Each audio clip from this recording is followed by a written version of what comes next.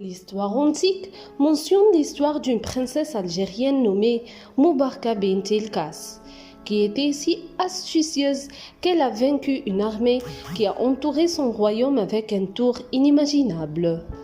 La princesse Moubarka bint el-Kas a régné entre le 14e et le 15e siècle après Jésus, et son émirat s'étendait de la région d'Arbaat au nord au sud de la ville d'Al-Mania et à l'est de la région de l'Amour et à l'ouest aux confins de la vallée occidentale avec les frontières de la région de Touet et toujours les ruines de Kasr bint el-Kas qui est classée au patrimoine national.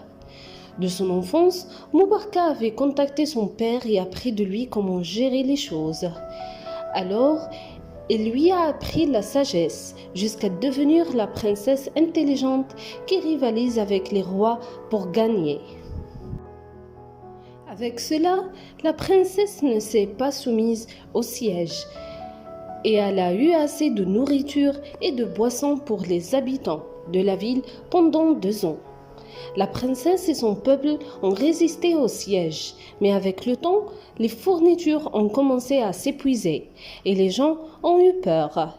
Et ici, la sagesse de la princesse semblait bénie et sa solide intelligence, et selon un plan de la cour, la princesse a donné ce qui restait. Le blé était pour les moutons et les vêtements et les métals étaient levés avec les réserves d'eau restant et les étalés sur les murs du château. Et tout cela était devant le sultan et son armée.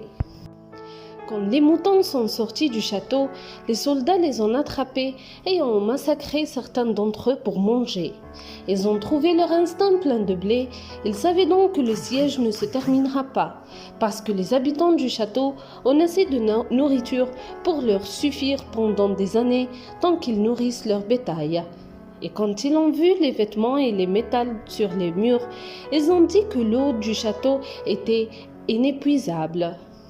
Alors le sultan s'est rendu compte qu'il avait perdu plus d'une année dans un siège inutile.